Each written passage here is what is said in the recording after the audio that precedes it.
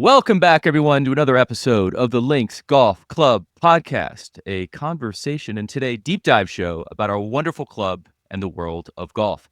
I'm Gregory, your host, and as always, I'm joined by my friends Cooper and Chris, but also today, some extra special guests, LinksDAO co-founders Jim Daly and Adam Besnovic. Gentlemen, how are we feeling today? I mean, Coop's feeling good because of the birds last night, so I'm feeling good for Cooper because of the birds last night. Yeah.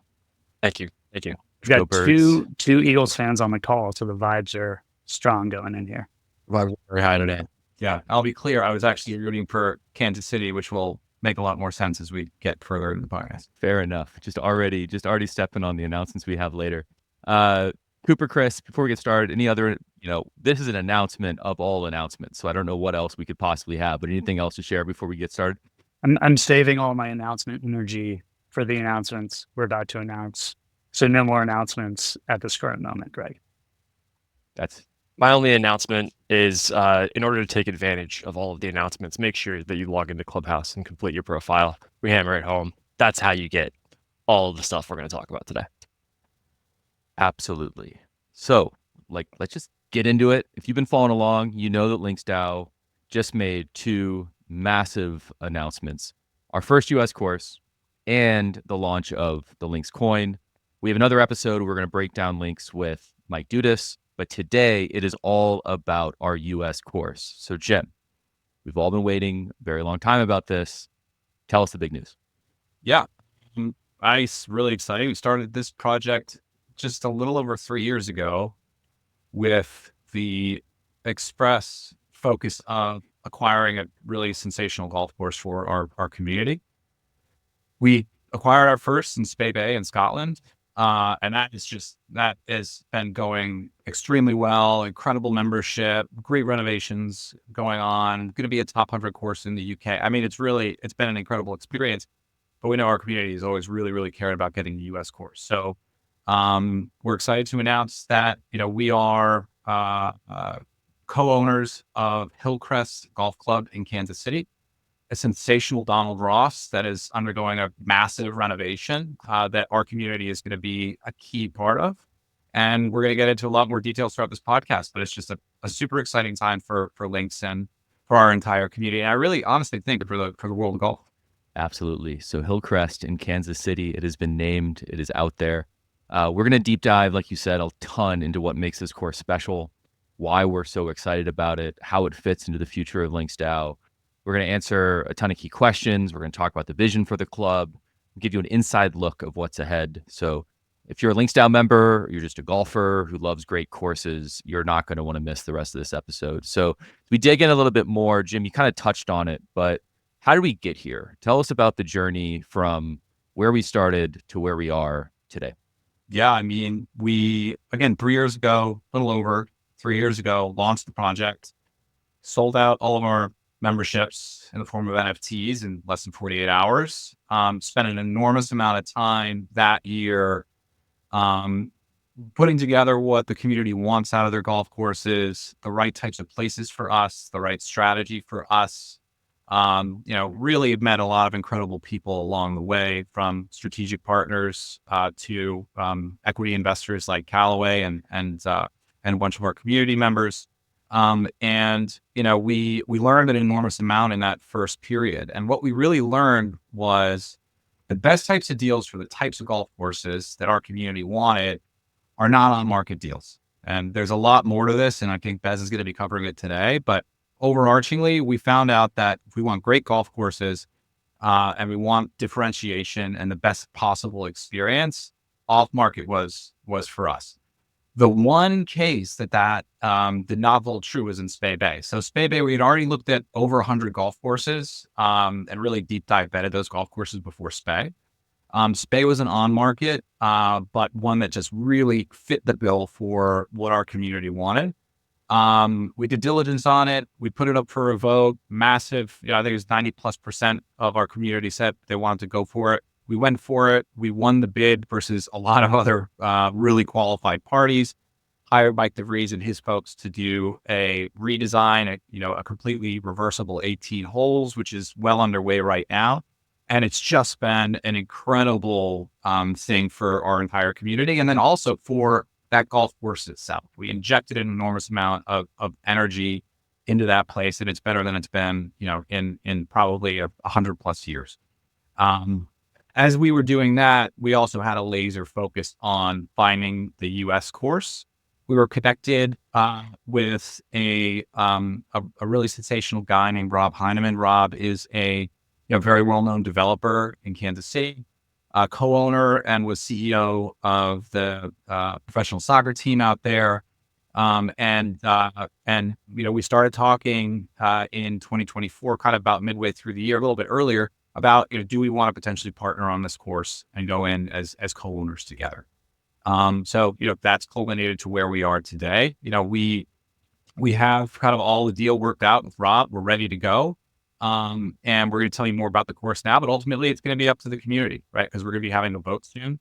We're going to be telling you everything about the course we possibly can. We have a lot of great stuff that we've already prepared. So, if you're part of the community, you can get a better sense and then ultimately vote on if we want to move forward with this opportunity or not. We think it's fantastic, but it's up to the people, which is, what this project has always been about. So I do want to touch a little bit, maybe Bez, you can walk us through our experience with Spey. So this isn't our first course. This isn't our first rodeo, right? Can you tell us a little bit about just sort of how the ownership of Spey for the last nearly 2 years sort of sets us up for this moment?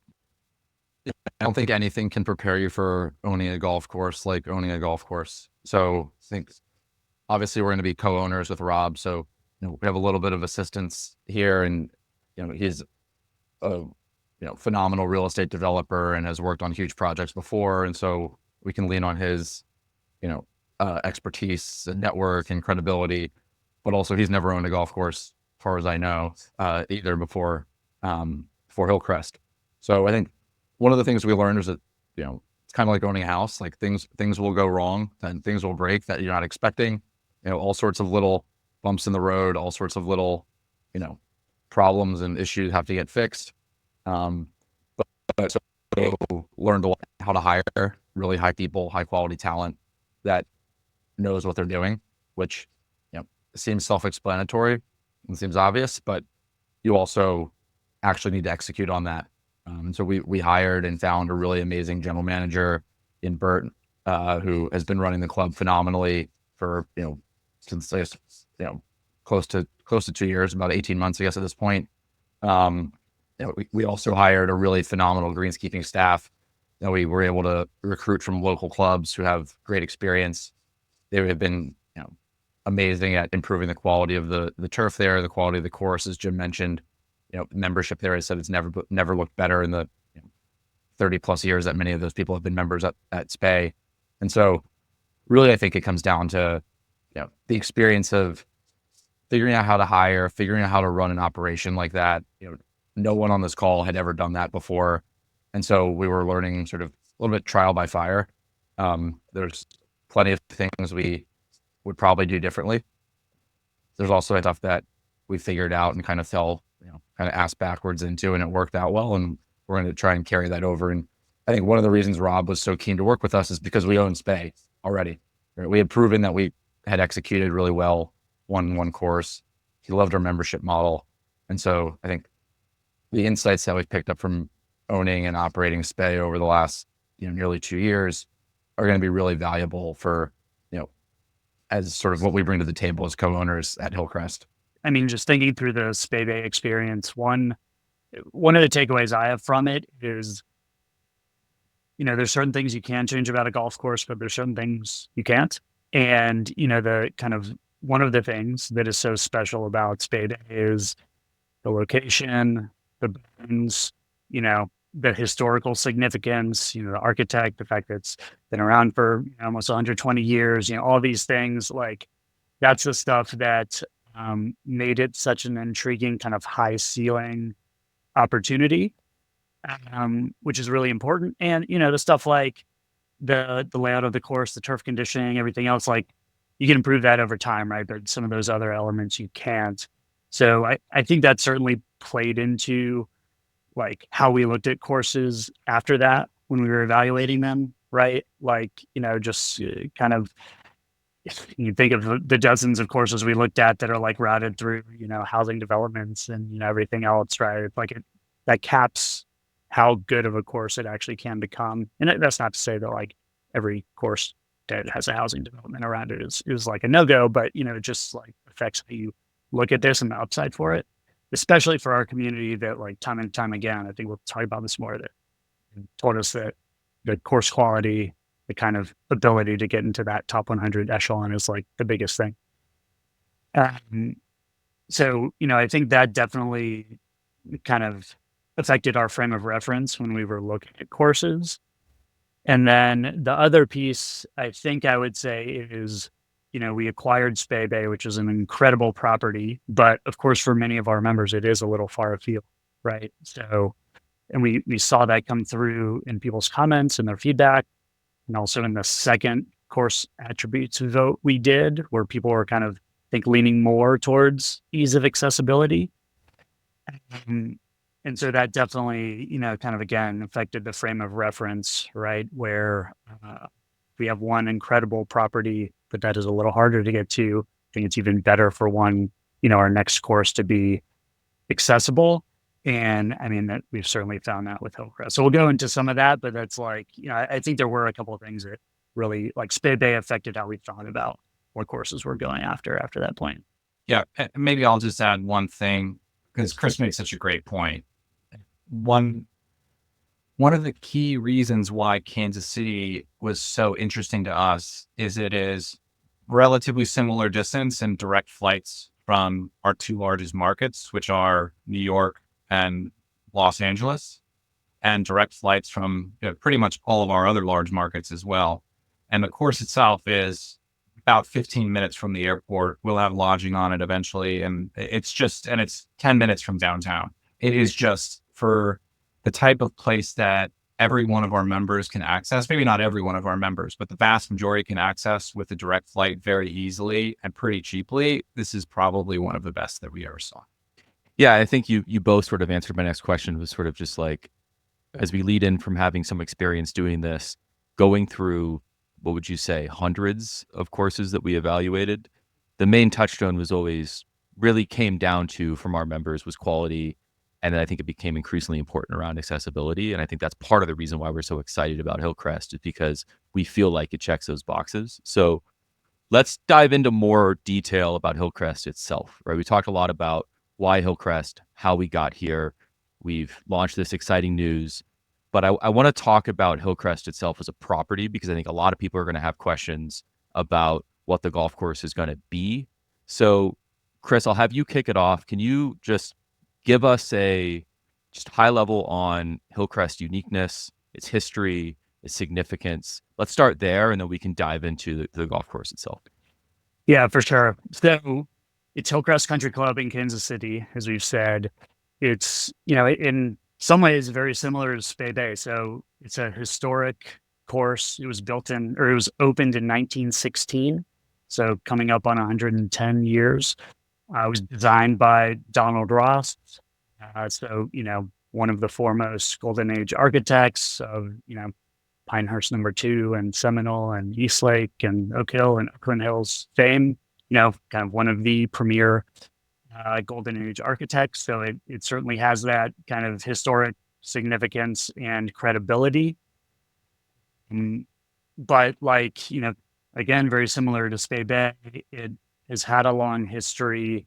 When it opened, it was one of the premier courses around, right? Like Donna Ross actually referred to it in a news article as, he said, I think Kansas City will have the greatest course in the world, like talking about it in its opening. This is after he built Pinehurst No. 2, which, kind of take it up for what you will. But it hosted the KC Open, which is a PGA Tour event. It hosted the Western Am, it was hosting all these premier events. But, over time, it changed hands a bunch of times. They made it public, then they brought it private again, made it public again, it had a bunch of ownership changes. So as of last year, it was certainly a very different course and, kind of looked different than it did back in the day, certainly. Right. And that's kind of similar to Spey Bay, right? It's like, that's a story you see with golf courses. They aren't kind of maintained or have the investment over time, the quality can kind of go downhill. But on the flip side, that gives a great opportunity to invest and actually bring something back to life, like we're doing at Spey Bay, like we can do at Hillcrest. So, that's kind of the history of the course. And then right now, kind of where it's headed or where the plan is, with current ownership and then, potentially with us involved, is it's undergoing a complete renovation. So a $30 million renovation to both the course and the clubhouse. And I think we'll show some of these pictures of, the routing and the renderings of the clubhouse and everything. But the intent is to make it into a premier, like top 100 nationally recognized level course, right? And from the ground up, starting from the nuts and bolts of it. So, again, kind of checking the boxes, it has extremely high upside. It has a lot of the historical significance and kind of history and bones of a course that you can't really, replicate or just kind of build out of nowhere. And it certainly has a lot of the attributes that you need going into, just kind of capitalizing a full-on renovation like that. So that, that's gives a little bit of a flavor. And we can dig into any number of those things, but it was, that's why we thought it was such a huge opportunity, right? Because of the upside, the ceiling, and, the location, as we talked about. So maybe, Bez, Chris, Jim, really anyone can jump in here. Let's talk about the golf course itself. So as you mentioned, it's undergoing a massive renovation. I was actually on property recently and was struck by how great the land is, right? Which is always, you talk to any architect, it's the first thing they're going to say. You can't build a bad golf course. You can't build a good golf course on bad land, right? This land is remarkable. It has great elevation. But can you talk about sort of what we anticipate the routing to be, sort of the style of the golf course, what it's going to be like to play it, anything that you can share there? I'll just mention it now for all LinksDAO members. You can go into the clubhouse at clubhouse.links.golf, and you'll be able to see a lot of detail about the history, about Donald Ross, about the plans for the course and everything else. So, definitely check that out if you're listening to this. But just talking about the land a little bit. So it is, like you mentioned, I would say good topography for a golf course, right? It's like rolling hills. Obviously it has the Hillcrest name.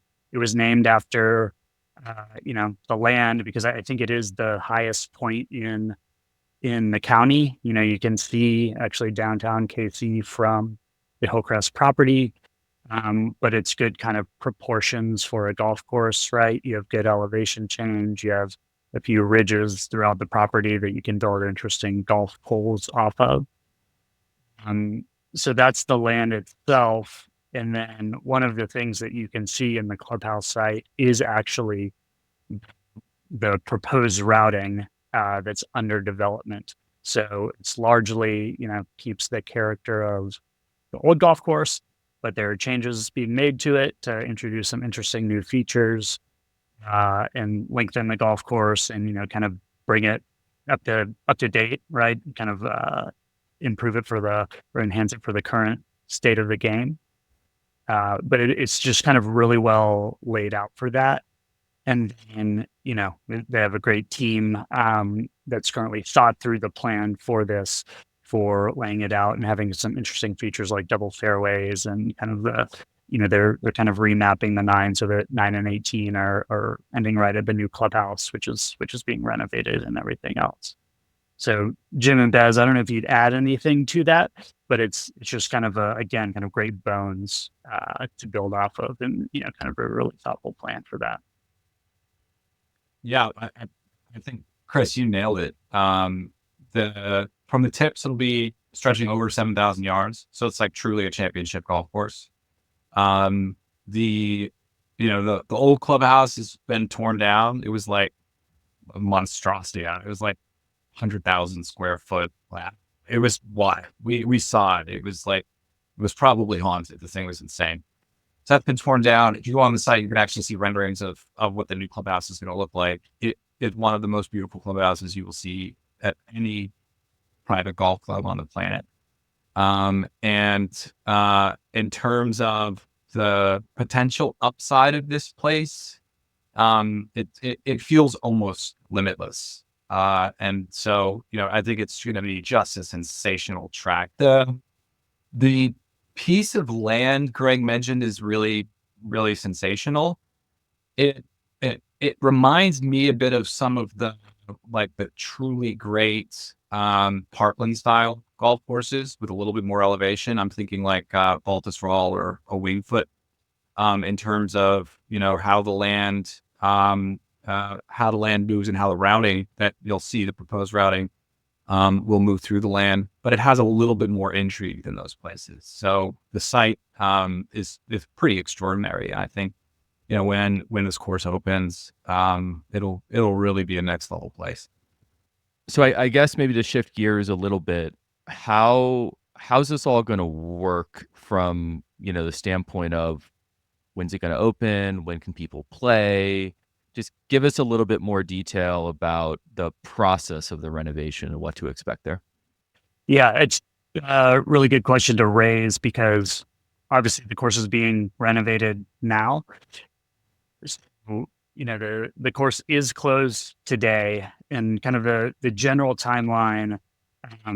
Actually, late last year, there's a big clearing program. I think they removed like thousands of trees from the property because, like many older golf courses, it had become overgrown from a tree perspective over the past 100 years. And so that was done last year. And so I think literally right now, they're starting the kind of excavation, grading, installation of new irrigation system. And that'll continue into this year. There will be kind of shaping, refinement, and then growing in turf later this year. And so ultimately, it's going to open at the beginning of next year, 2026. That'll be the opening date. So on the flip side, we won't be able to play it today, but on the flip side, we're getting in basically at the ground floor, right? We're going to be able to follow along in that journey and kind of see the course being rebuilt and coming to life again and be a part of it from the very beginning, which I think is a really cool experience that we'll get to, kind of all be a part of as a community. But that's the general timeline. And it sounds like we'll likely be set up for some form of preview play in the early spring of next year for those folks that join, and then kind of a full opening in the deeper spring of 26.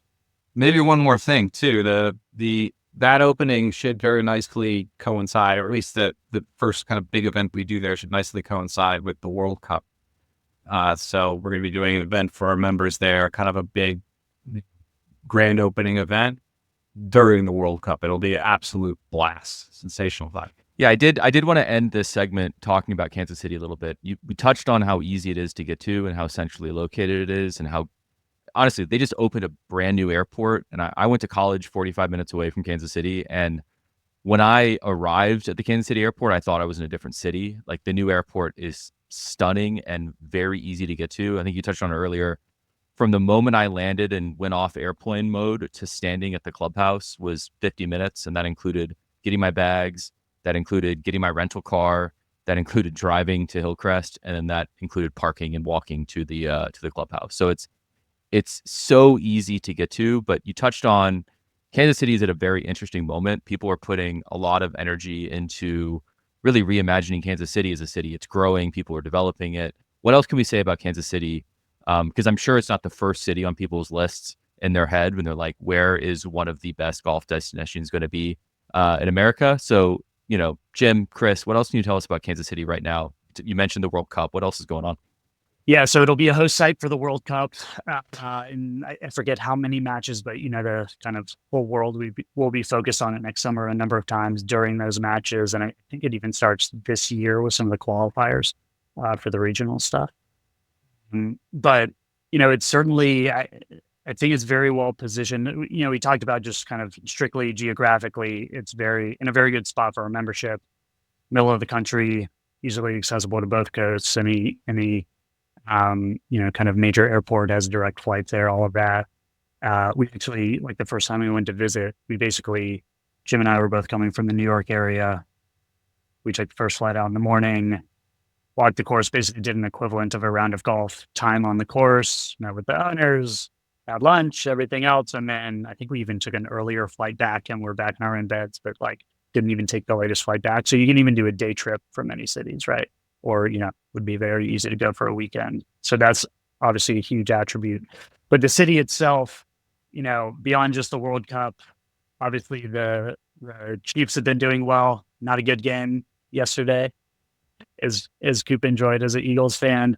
But, the Hillcrest is actually just like 10 minutes from both the Chiefs Stadium and the Royals Stadium, and from downtown, where I think the new Royals development will be eventually.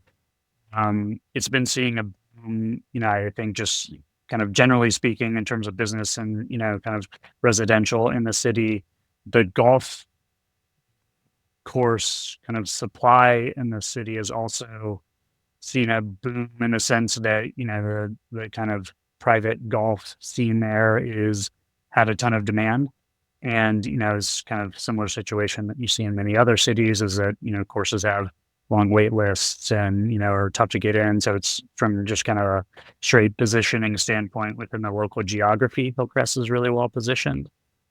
And then the last thing I'll note is it's kind of separate from the city, but by virtue of who you're partnering with on this, when we're actually becoming owners of Hillcrest, one of the things we'll be able to access, or our members will be able to access, is they'll get preferred rates and rooms at the Cascade Hotel, which is right it's called the Country Club Plaza, ironically enough, portion of Kansas City, which is kind of a really hot part of town, which is just 12 minutes from Hillcrest, closer to downtown.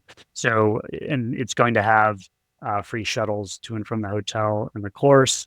And so it's going to be a really great setup for our members that are coming in from out of town to experience not just the course, right, but also the city, and kind of be really well positioned to experience everything in the city when they're there. Great.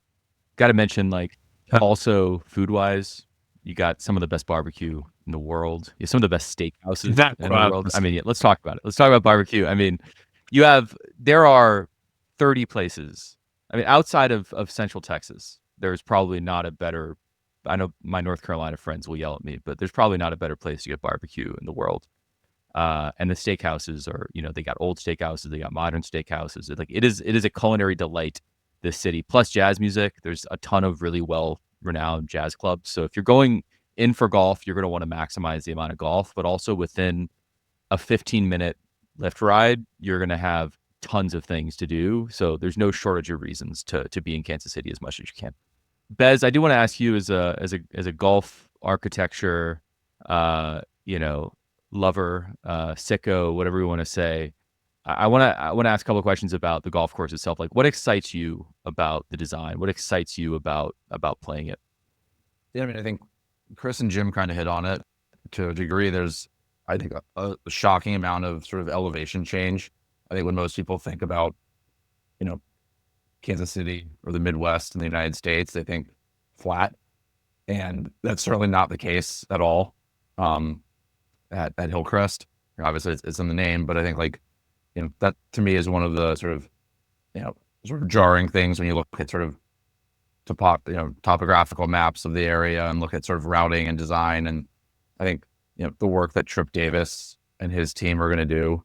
They spent time at Atlanta Athletic Club and Augusta Country Club, and just an extremely well regarded top architect that Rob and the team recruited and brought in, and has spent a lot of time evaluating other Ross designs and courses, and so is familiar with how to sort of stay true to the original Ross vision, while also recognizing that a lot of stuff that this golf course has changed over decades and decades, and so looking at historical images and drawings and maps to make sure that you stay to sort of aligned with what sort of the call the thesis that Ross wanted to sort of have when he designed the course in the first place.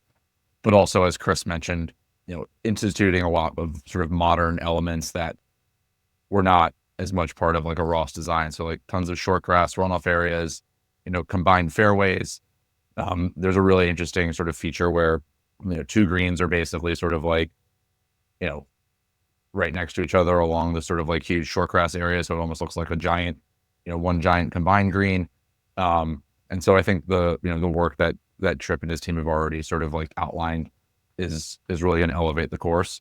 I think the other thing that I think is interesting is just like Kansas City golf is kind of, I think, like very underrated.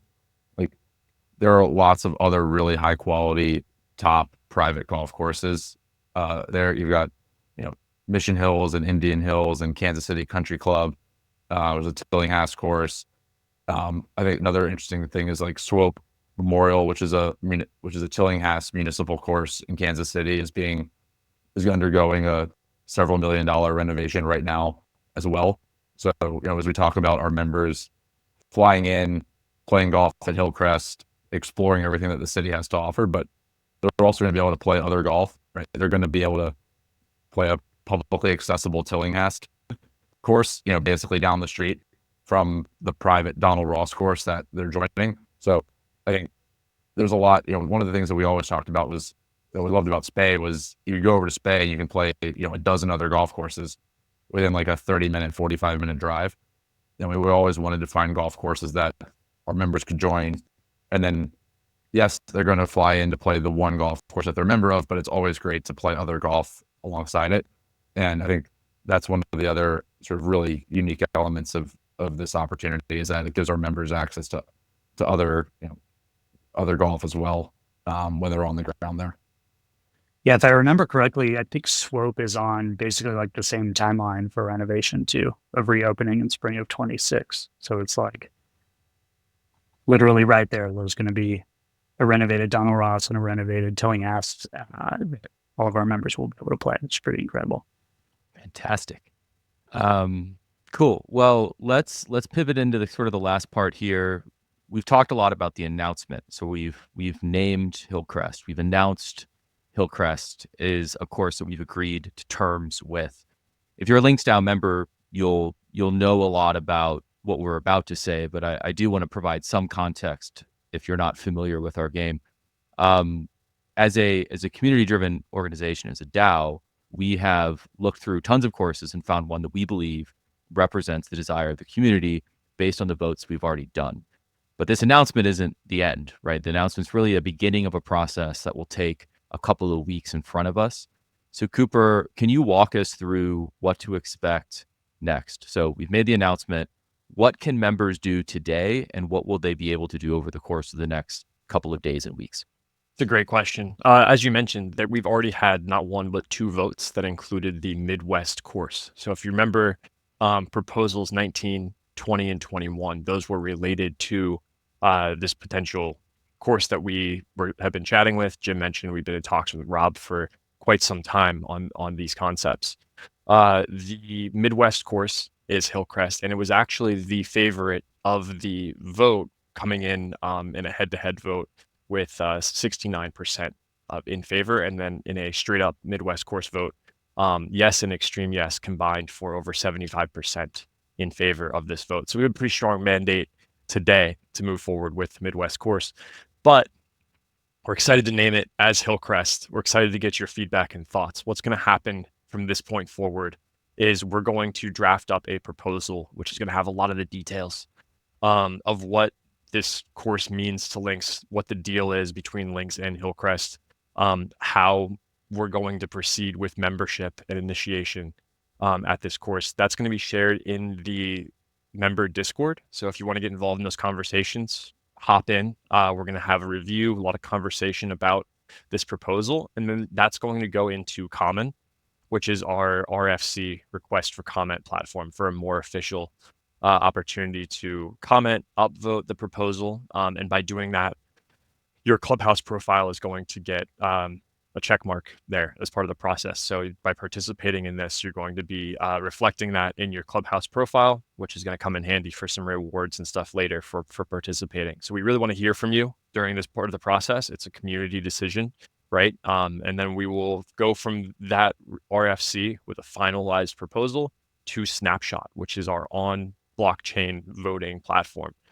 So you will be able to, as a Links member, vote with your NFT yes or no for completing this deal with Hillcrest, becoming co-owners of what could be, a really, really incredible course, which we're really excited to present here to the community. So that vote will take place probably about 2 weeks from when you're listening to this, if you're watching it on premiere date.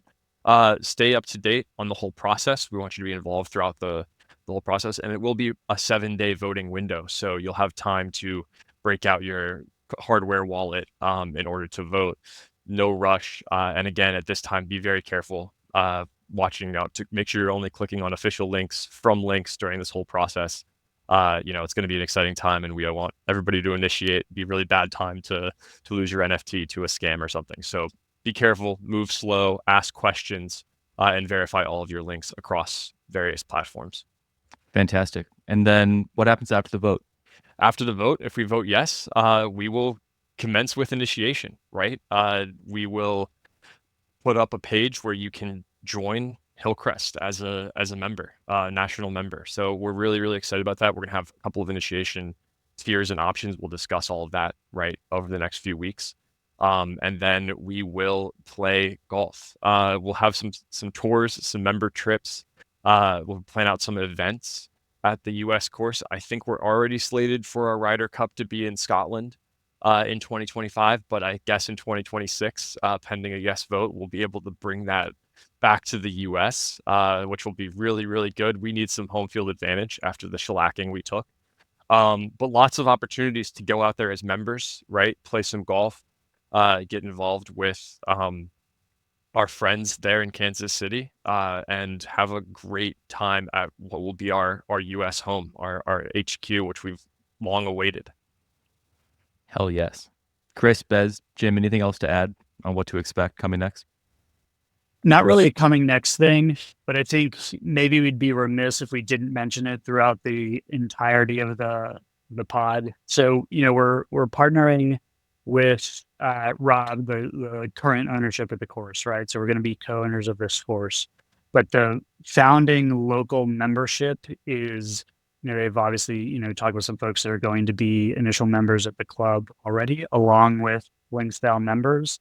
And it's a notable group of people. It actually already includes NFL stars, MLB stars, NCAA legend. There's quite a few really notable folks in this membership that we will be joining and, being a membership of this club with. So we were just going back and forth and that we can't actually release some of those names yet. So soon, we'll just have to keep the soon thing going for a little longer on that one. But, it's in addition to everything that's going on with the course, the clubhouse, all of the history that it has in it. I think we're going to be creating a really incredible and notable membership as well as a part of this thing, which is just, I think it's going to be a really, really fun ride. So we couldn't go the whole pod without saying that. And we're going to share more news on that in the future, kind of when we're able to as well. But even more things to reveal when the time is right. I'm glad you said it, because I think the two most important parts for me in joining a club is obviously the golf course, but also the membership. And this membership is going to be fantastic. We're going to get such a great representation of the golf world in this spot. So I'm glad you called that out. Well, let's wrap things up here. I think one thing I do want to put a finer point on again is if you're listening to this, it means that the Hillcrest page is live in Clubhouse that is only accessible to current LinksDAO members. Please do go look at that, because while we talked a lot today, there's a ton more detail and imagery in there about Hillcrest. And as you prepare to engage and discuss the RFC, it's really important that you read through that.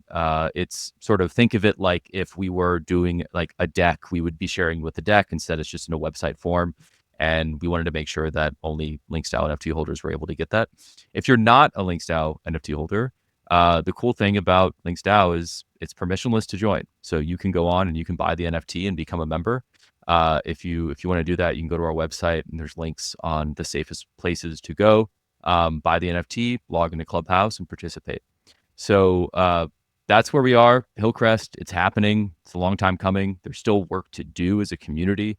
Really, this just kicks off one of the most exciting parts. If you were around during Spey Bay, it's a whirlwind of excitement, just lots of discussion. The Discord is popping. So we want to make sure that as we approach this just massive milestone for the community, we want everyone to be a part of this. So if you have thoughts, jump into Discord, share your feedback, make sure your voice is heard. Jim, Bez, Cooper, Chris, huge thanks for taking the time to be here, sharing your insights, sharing your thoughts. It was exciting just writing this, let alone recording it with you all. So I can't wait for people to hear it. And to everyone listening, thanks for tuning in. We are beyond excited for what's ahead. Can't wait to just build this chapter together. So stay engaged, stay involved, and we'll see you out there. So thanks, Happy everybody. US Course Week, everybody. Yeah, USA. Oh, full. See y'all.